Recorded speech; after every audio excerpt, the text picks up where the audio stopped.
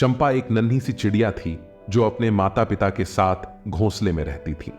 वह अपने भाई बहनों से छोटी थी और उड़ने के लिए अब भी सीख रही थी। जबकि उसके भाई बहन आसानी से टहनियों पर कूदते और फुदकते थे, चंपा जमीन पर ही रह पाती थी। यह देखकर उसे बहुत दुख होता था। सुबह में चंपा ने फैसला किया कि वह उड़ना सीखेगी। उसने अपने पंख फैलाए और पेड़ की ऊंची टहनी पर चढ़ने की कोशिश की, लेकिन वह कमजोर थी और फिसलकर नीचे गिर पड़ी। चोट लगने से उसे दर्द हुआ और उसकी आंखों में आंसू आ गए। चंपा की मां, जो पास ही एक टहनी पर बैठी थी, तुरंत नीचे आई और उसे दुलार किया। चंपा, रो मत, उसने कहा। उड़ना सीखने में समय लगता है, हर कोई शुरुआत में लड़खड़ाता है। चंपा ने अपनी मां को देखा। उसकी मां मजबूत और निपुण उड़ने वाली थी। क्या मैं भी तुम्हारी तरह उड़ सकती हूं? चंपा ने पूछा। चंपा की मां ने मुस्कुराते हुए कहा, बिल्कुल, थोड़े से अभ्यास से तुम आसमान छू लोगी। उस दिन से चंपा ने हर दिन अभ्यास करना शुरू कर दिया। सुबह जल्दी उठकर वह छोटी छोटी छलांगें लगाती। धीरे धीरे उसकी मांसपेशियां मजबूत हुईं और उसका संतुलन बेहतर हुआ।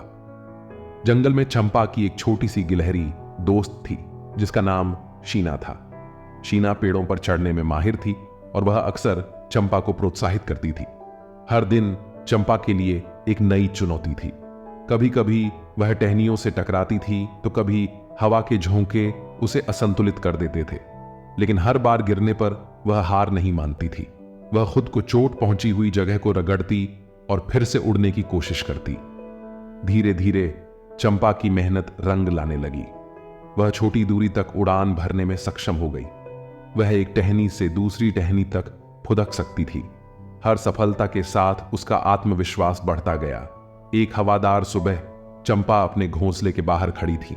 उसने नीचे जंगल को देखा, फिर ऊपर नीले आकाश को। उसने अपनी मां को देखा जो आसानी से हवा में लहरा रही थी। चंपा ने सोचा, काश मैं भी इतनी ऊंची उड़ सकती। जैसे ही अगर चंपा ने अपनी इच्छा व्यक्त की, उसकी मां उसके पास आई। क्या हुआ चंपा? उसकी मां ने पूछा। चंपा ने अपनी आशंका व्यक्त की। मुझे नहीं लगता कि मैं कभी इतनी ऊंची उड़ पाऊंगी। चंपा की मां ने उसे अपने पंखों में दबा लिया। तुम बहुत मेहनती हो चंपा, उसने कहा। मुझे तुम पर पूरा भरोसा है। तुम ऊंचाइयों को छूने में सक्षम हो। चंपा ने अपनी मां को गले लगा लिया। उसकी मां के शब्दों ने उसे नई ऊर्जा दी। अगले कुछ दिनों में चंपा ने और भी अधिक जोश के साथ अभ्यास किया। वह लंबी दूरी तक उड़ान भरने का प्रयास करने लगी। एक दिन उसने फैसला किया कि वह जंगल के ऊपर से उड़ान भरेगी। हवाएं तेज थीं और चंपा को अपने पंखों को और तेज फड़फड़ाना पड़ा। उसने अपनी मां की सीखों को याद किया और खुद को ऊंचे आसमान में उड़ते हुए विजुअलाइज किया। आखिरी जोर लगाकर वह सबसे ऊंची डालों को पार कर गई। दुनिया उसके सामने खुल गई। नीचे जंगल का घना आवरण हरे और भूरे रंगों से बना हुआ एक रजाई जैसा दिख रहा था। हवा उसके पंखों के बीच से गुजरी, अपने साथ जंगली फूलों की मीठी खुशबू लाती हुई। चंपा ने खुशी का अनुभव किया। उसने कर दिखाया था। वह उड़ रही थी। कुछ देर के लिए वह सिर्फ भारहीनता और आजादी के एहसास का मजा लेती रही। फिर उसे अपना लक्ष्य याद आया। वह पेड़ों के बाहर की दुनिया को एक्सप्लोर करना चाहती थी। उसने अपने पंख फड़फड़ाए, सूरज की राह पकड़ते हुए। वह रंग बिरंगे फूलों से भरे घास के मैदानों और जमीन पर बहती हुई एक चमकती धारा के ऊपर से उड़ी।